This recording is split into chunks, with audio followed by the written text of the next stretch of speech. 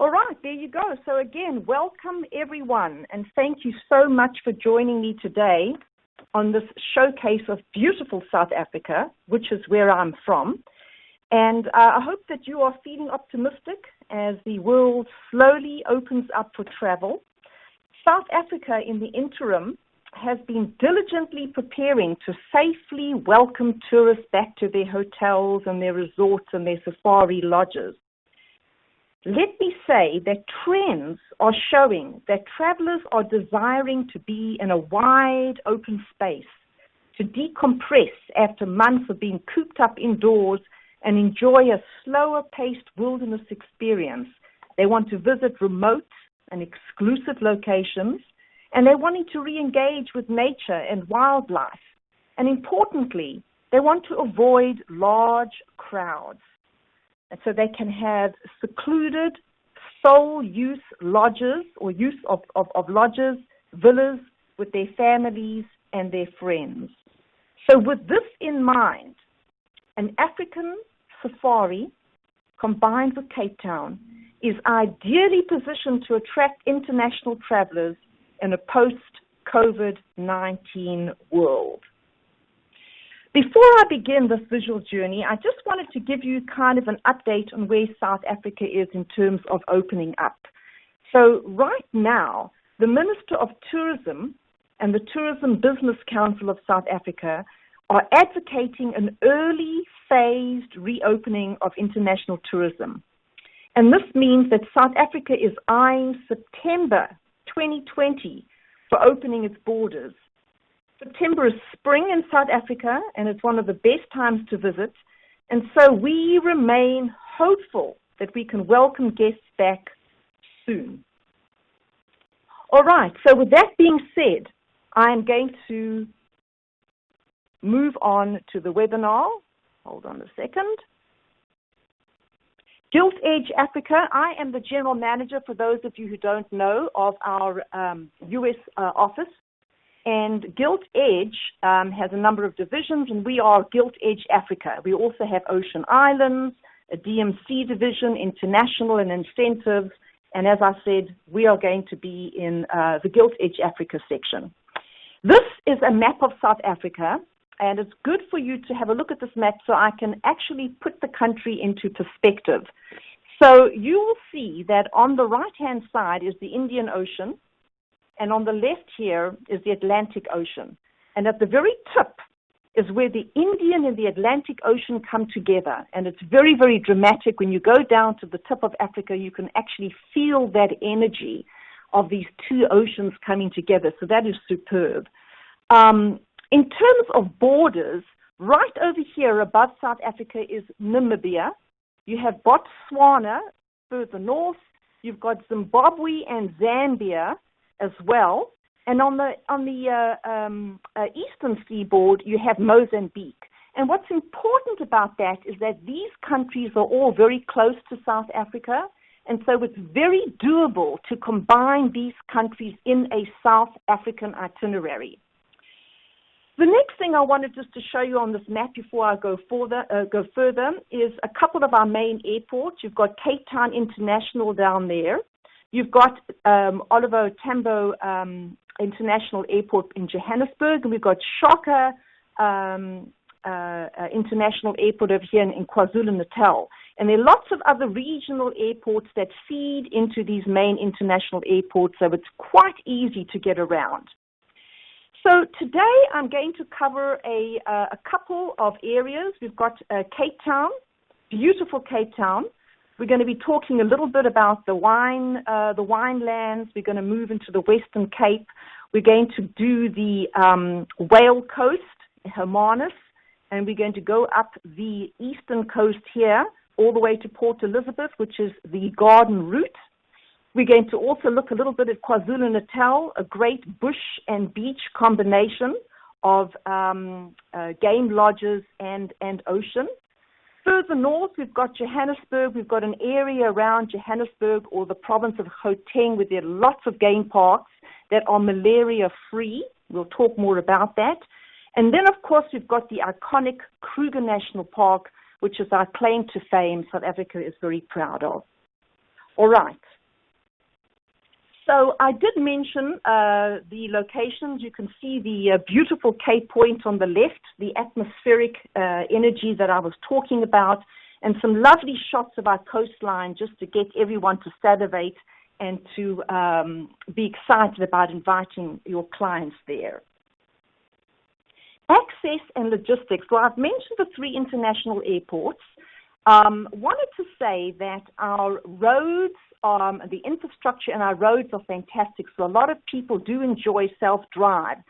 So that's also a possibility.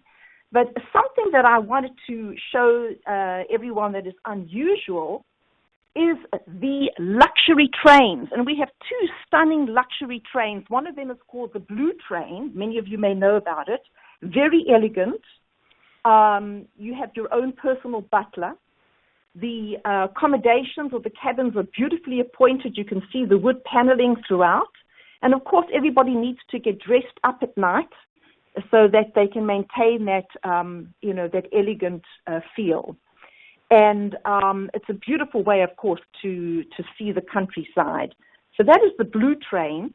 The other train we have is Rovos Rail. And it's also very elegant. It has a more Edwardian style, so a little bit of a different decor. But you can see from the pictures that it's a really luxurious way to traverse the countryside. And so you can see there are a lot of options of how to get around South Africa. There's rail, there's air, there's road. Absolutely lovely. So the first area of interest is Cape Town. The Fair Cape, as we like to refer to her. She is the mother city as well. And she is the second largest city after Johannesburg and well known for her scenic beauty, as you can see in the pictures over here. And Cape Town is well renowned for the floral kingdom, for the flora, for the fynbos. And it is one of South Africa's 8 World Heritage Sites. It has 2 renowned landmarks, Table Mountain, that most of you are aware of. I'll show you more pictures of it, and the Cape of Good Hope. But the point of this being is that wide open spaces, lots of air to breathe, far away from the madding crowds, everything that your clients are going to covet as they want to come back into international travel. Some more stunning pictures. Right, now Table Mountain, which is often called Table Mountain because it's flat at the top, and very often you get these clouds that come across it and it looks like it's a tablecloth across Table Mountain. So that is really a tourist destination. You can go up Table Mountain in one of these gondolas you can see over here. Many people actually walk up Table Mountain. It's easier to walk up, and then they take the gondola to come down. And you can see the stunning views. It's absolutely a landmark that is certainly worth visiting. And right in the corner of it here, you can see where the cable car lands when you get to the top of the mountain. So that is Table Mountain. Inside Cape Town, the historic heart of Cape Town are the company gardens, the Cape Town Gardens, which are absolutely beautiful. So lots to visit. It's definitely accessible by walking. We have District 6, which is a museum that sort of commemorates when we had 60,000 occupants who were forcibly removed. This is part of our history, and it kind of puts South Africa into a perspective. We had the apartheid. Now we post-apartheid, but it's very important to understand the context of the country historically. We have a historic Castle of Good Hope, which is a military museum. And we also have the beautiful Boerkaap. You can see that in the right-hand corner over here, these sort of pastel-colored homes. And these are people who have both Indian and East Indies descent. And they have fantastic food and great cooking and spices, and it's certainly a very, very interesting place to visit. The Cape Peninsula, if anybody goes to Cape Town, they must take the Peninsula Tour, which takes you all the way down from Cape Town to the tip of Africa, as I've shown you in those pictures. And you'll see why from these pictures. First of all, you've got the Chapman's Peak Drive here on your left. It is this windy drive that is all along the mountains, and everywhere you go, you see these dramatic views of the ocean below you. So Chapman's Peak is definitely a stunning drive. Most times you take a little boat ride out to Seal Island, and you can see the Cape Firs, and that's from Hout Bay. And so the dramatic coastlines and the oceans are definitely a must as part of your sightseeing to Cape Town. More on the Cape Peninsula, as you're going down, you'll get to see the penguins at Boulders. They're one of the only warm weather penguin colonies actually in the world. They're adorable. They've also got the fynbos. You can take a foraging workshop. That fynbos is that flora that I was telling you about earlier on. And of course, the dramatic views at Cape Point. When you get to Cape Point at the very bottom of Africa, there is a cable car, we call it a funicular, that can take you up to the lighthouse and stunning, stunning views. So that is the Peninsula tour. Now, the Victoria and Alfred waterfront is where a lot of our tourists stay. It's very safe. It has some fabulous hotels. Many of them are in the 5-star category. And there's lots of shops and galleries and restaurants, and it's, truly a destination. So that is the waterfront. The other point I wanted to show to you in the left-hand side over here is Robben Island. And that is where Nelson Mandela, our iconic former president, spent 18 of his 27 years in incarceration. And you can see the view from Robben Island. There's that Table Mountain, the flat Table Mountain in the distance. So two very important sightseeing tours to take or to go to is Robben Island and the waterfront. That is a picture that is National Geographic caliber, and you can see this great view of Table Mountain from the island, which was in ostensibly a prison, or is a prison. I'm going to talk about a couple of the hotels in Cape Town because there are many and they are beautiful. And I wanted to say that one of the things that Cape Town is well known for, in fact, South Africa, is for excellent high caliber accommodation. And because of the fact that the currency exchange rate between the rand, which is our currency, and the dollar is such that you can literally buy South Africa, I joke, but as an American, you're going to get incredible 5-star value. You're going to get a lot of great value. So you'll see you'll see that as an important selling point for your clients is value. So the one and only is right on the waterfront, as I had mentioned. It's absolutely gorgeous. It's got fantastic vistas. It's got a kids club, so it's great for children. It's got wonderful restaurants. And here is a gorgeous view from the rooms. There's Table Mountain. You can see the waterfront. Beautiful, beautiful accommodations. So that is the one and only. We also have a hotel called the Belmont Nelson, and it's well known for its pink paint. It's kind of got this pastel, pale pink color, very, very exclusive, gorgeous mix of manicured lawns and palms and rose gardens, and it's got a lot of artwork in the gardens as well. And a great spa, the iconic 4 o'clock or high tea in the afternoon, and some lovely restaurants.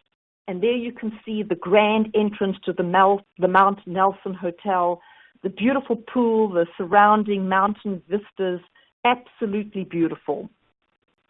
Now, in fact, I would actually say this is my favorite hotel. It's called the Tin Swallow Atlantic, also definitely 5-star. It is located above a pebble beach at the foot of Chapman's Peak. It's actually the only hotel that is permitted to be within the Table Mountain National Park boundaries. The rooms are fabulous. Each one is differently decorated, and the dining is fantastic, and you've got floor-to-ceiling windows, and here is what I'm talking about. Really a beautiful, beautiful property, and here is the Sentinel Peak over here, which is that iconic view that you have from all the rooms and from the sunsets and the balconies. Here's the pebble beaches. They also have hammocks outside, and it's just truly one of the world's greatest hotels. So moving on to the Cape Winelands. So clearly the Cape is known for its wine and its wine touring. I like to say that the Cape Winelands is like Napa Valley on steroids. It's even more beautiful if you can imagine. You can see the lush coloring over here, and you can know the fact that these towns, Franschhoek and Stellenbosch and Paarl, were these oldest towns, colonial towns in South Africa, and they're rich in history, and the wine is fantastic, and it's definitely worth going on a wine tour. Your clients really should be able to do that. Some more stunning pictures just to be able to show you that I wasn't kidding when I said that it was like Napa Valley on steroids. There's also historic Stellenbosch. It has a university. It's a university town. It is known as Eichstadt, Afrikaans for town of oaks, because it's got beautiful oak trees lining the streets. And there's a lovely wine route, as I mentioned. It's one of the oldest. And there's outdoor activities. You can go hiking and mountain biking as well. But there is a stupendous picture of the Stellenbosch winelands. So there's also Franschhoek. I mentioned that as well to you earlier on. Franschhoek has some of the best restaurants in Cape Town. It is known as the gourmet capital of Cape Town. Here you get amazing culinary experiences. You get chefs who are absolutely world-renowned, where you do the pairings of wine with a 5-course meal. Very, very popular, especially if your clients are foodies and they love wine. Franschhoek is gorgeous.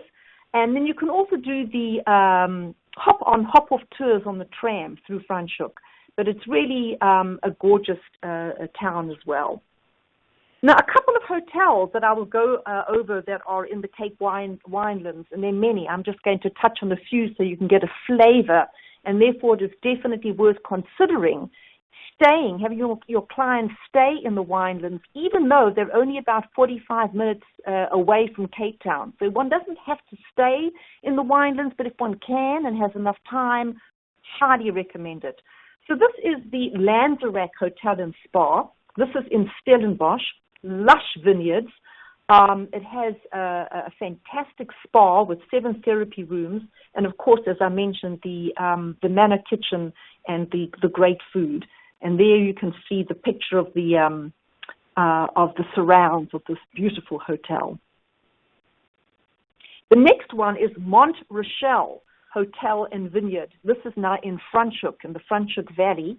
It has 26 spacious rooms, fantastic restaurants, as they all do, a heated outdoor swimming pool, and extensive gardens to explore. And you can see the thatched roof, which is actually a South African point of difference in terms of roofing. And that is a stunning picture again of the property. Beautiful. Right, so moving a little bit further on from Cape Town to the Cape Whale Coast, and we sometimes refer to it as the Cape Breakaways. So the Hermanus is this beautiful village, and it's very, very close to Cape Town. It's probably maybe about an hour or two outside of Cape Town. And it is the best land-based whale watching site in the world. And that takes place mostly from July to December. These are the southern white whales, and they are migrating. And so these visitors in Hermanus, can get very, very close sightings, as I said, from the land. And now you're looking in this picture at the Hermanus Cliff Path with its famous coastal walk along the cliffs, and you can see the horizontal line of the rocks as you go along. Just superb. Other things to do along the Cape Whale Coast, other than seeing the whales close up, but you can take some snorkeling trips. You can go out on a boat. Stunning beaches, and it's got some of the best shark cage diving sites in the world in Hans Bay, and it is also known for its horse riding trails, and the hiking is fantastic. So, by the way, there's also a wine route called Hemel and Aarde, Heaven and Earth, and that's also a lovely wine route. So there's lots to do along the Cape Whale coast. Couple of hotels. You will, again, not be disappointed. The Marine Hotel is perched on these cliffs that overlook Humanus Walker's Bay, and it's really a pristine whale sanctuary. So here is a picture of the accommodations of the Marine. Really beautiful and very well appointed. Another hotel, or I should say resort, is called Grootbos, which means big tree, or big forest, I should say. And this is a 5-star eco-paradise. And this property showcases that fynbos, that flora that I was talking to you about, that is pertinent to this area. And they have this forest lodge, which is a masterpiece of sophisticated and contemporary design. It has beaches that are so wide that they go on for miles, and rolling hills, and you can do horseback riding. You can go out and you can do a Big 5 marine cruise, and it's truly a stunning, romantic spot, and very close outside of Cape Town, so it's definitely worth putting onto the agenda or on the itinerary. And that is a gorgeous picture of Grootbos. You can see out of your window. You've got your private pool, and you've got the stunning fynbos that I keep talking about in that picture over there. And another hotel that is pretty new, I believe it opened in 2018. I think it is 2018. It's called Lekkerwater Beach Lodge. And this is a journey through time. And it's in one of the most historic and scenically beautiful locations on the African continent. And it's very small. It's only 6 double rooms. It's very intimate. The food is fantastic. And again, you've got the floor-to-ceiling windows overlooking the Indian Ocean. And there is a stunning picture of it.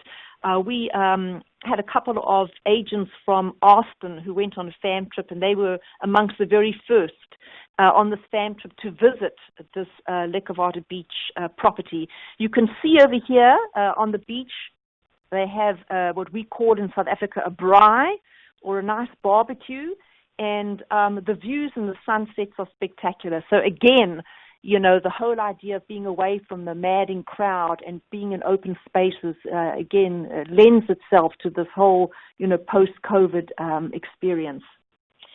So now moving on from Hermanus and the Whale Coast, it's what we call the Garden Route, or some people say route. The Garden Route or the Garden Route, no matter what, it is absolutely stunning.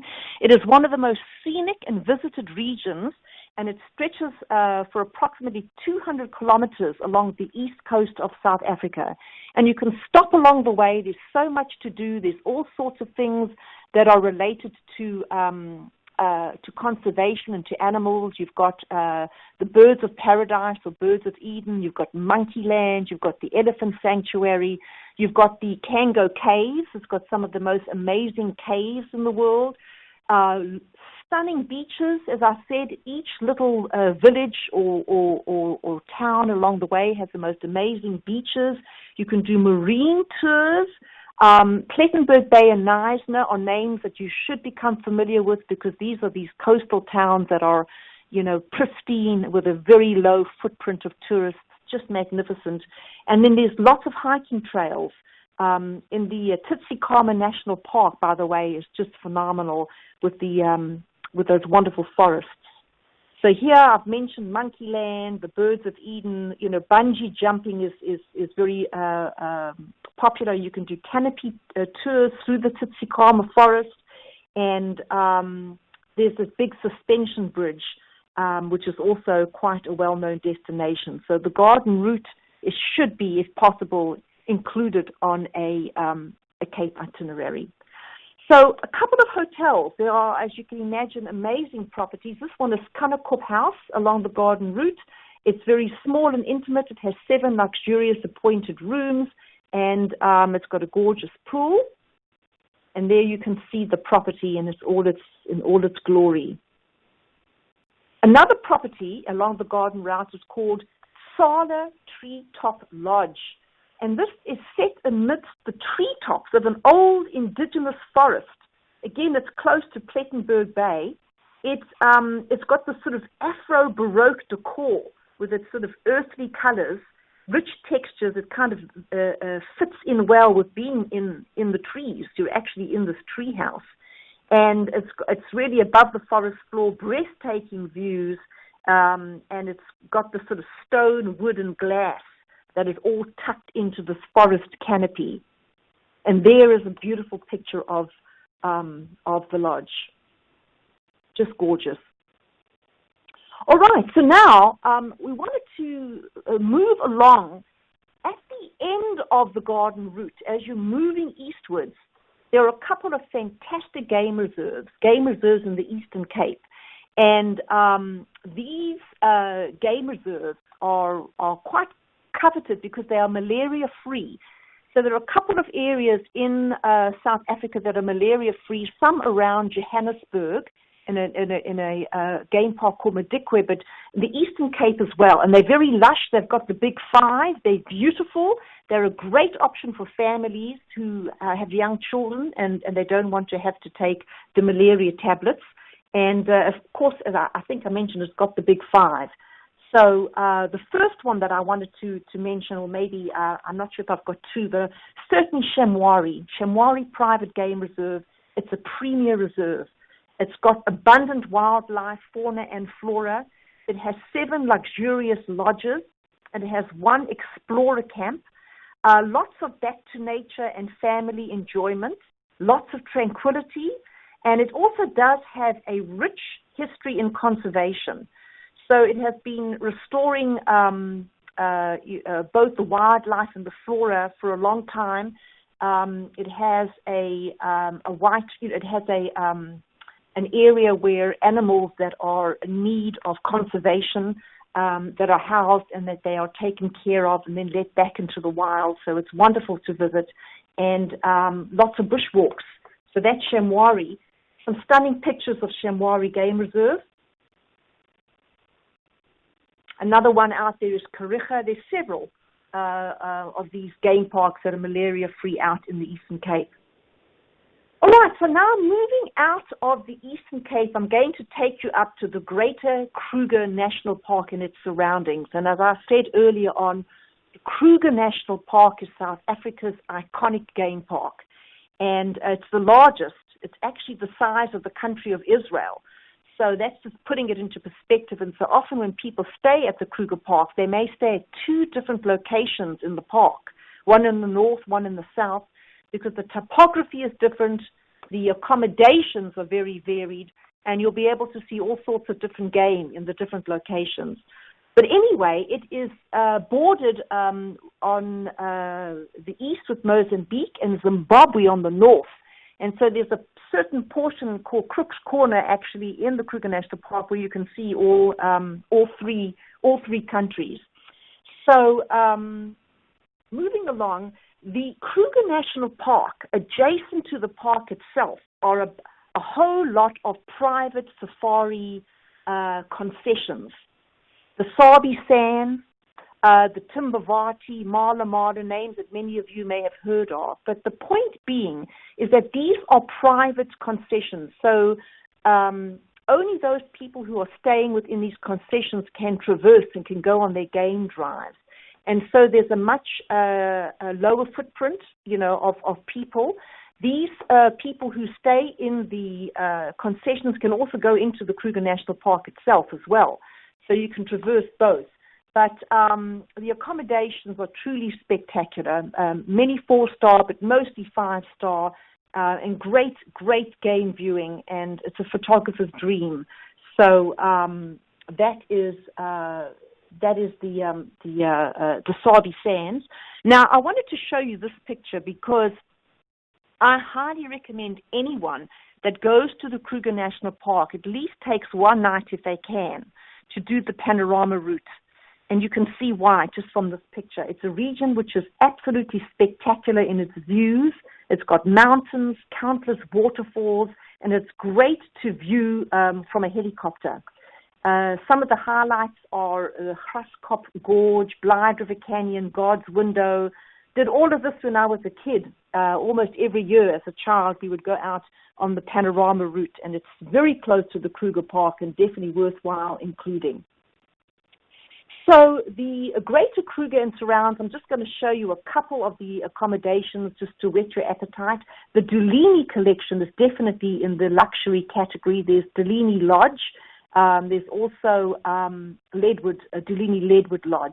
And they are in the shade, or they are located in the shade of this ancient ebony forest, Leadwood Forest.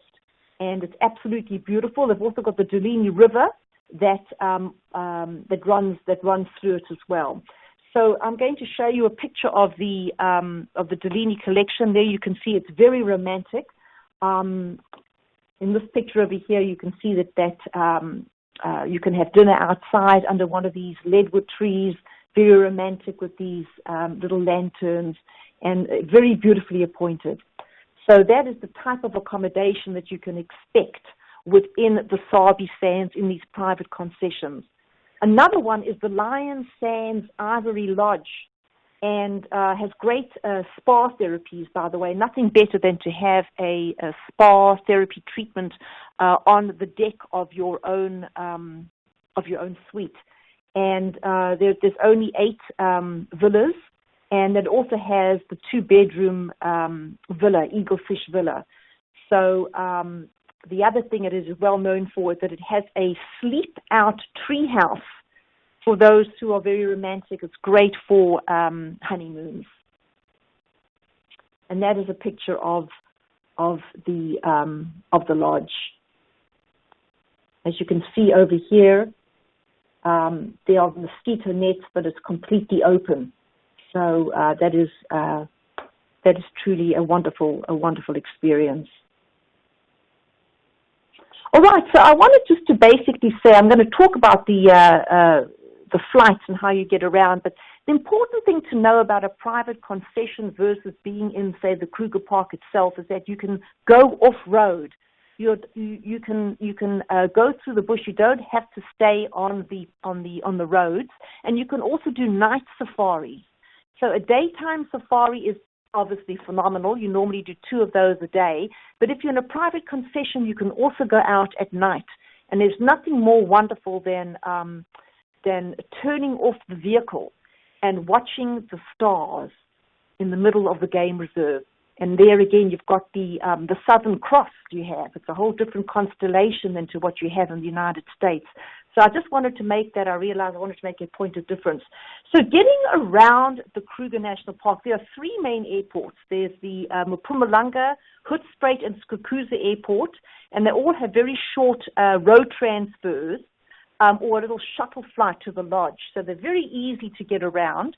There are also scheduled charter flights that you can take right into the private airstrips, and then there's a little road transfer to the lodge. And by the way, while you're doing that, you can watch the game.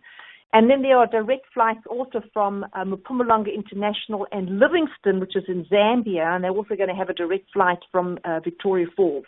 So the point of this slide is that it's very, very easy to access the Kruger National Park from anywhere, from Cape Town, Johannesburg, anywhere. So food for thought.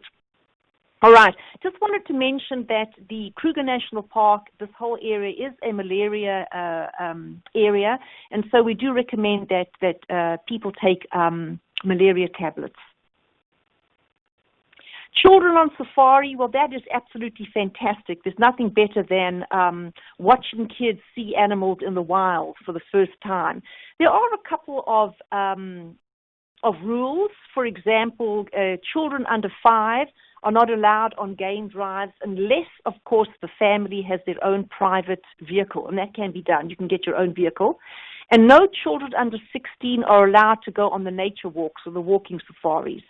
But for the most part, junior rangers, and you can see them at the bottom, enjoy being taught all about the footprint of animals, about the stars, about the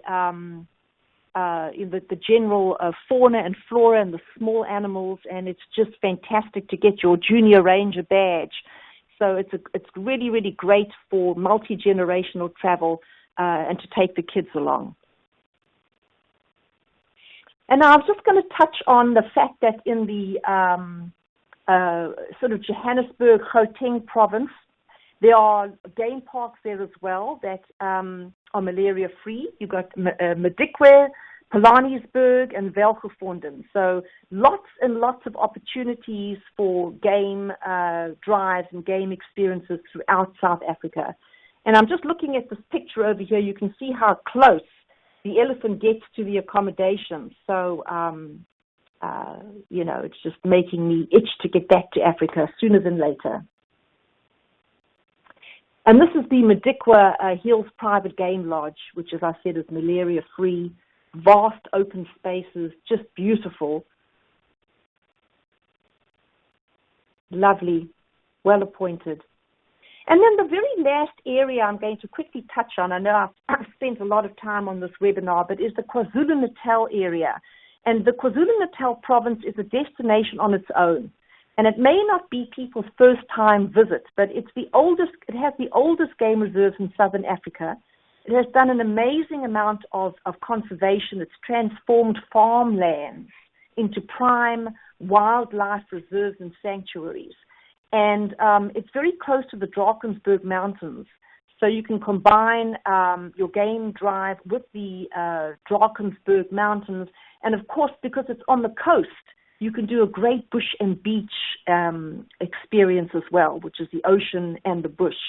And so they can, your clients, I should say, can do whale watching and dolphin watching and snorkeling. And so KwaZulu-Natal is definitely an under-traveled or appreciated area, but it is becoming much more on the map. And here's a beautiful lodge out there. It's the And Beyond Pindersley Lodge, absolutely magnificent. What's great about the Pinder Lodge is that it has a lot of experiences. It's got the pangolin conservation experience, black rhino tracking on foot. It's got an elephant conservation experience, and it's also got turtle nesting. As I said, it's on the coast, so you can go on a scuba safari, and you can also then do a beach adventure and see the turtles nesting. And that is a gorgeous, gorgeous picture of the lodge, the rich, dark woods, and the great views. Absolutely magnificent. All right, and just to finish off the webinar, I wanted to say that our currency is called the Rand, ZAR, and it is about, at this point, I think it's 17 Rand to the dollar. So, again, very, very great value for your clients. I mean, it's just absolutely unbelievable what value you can get for this currency, which fluctuates quite a lot.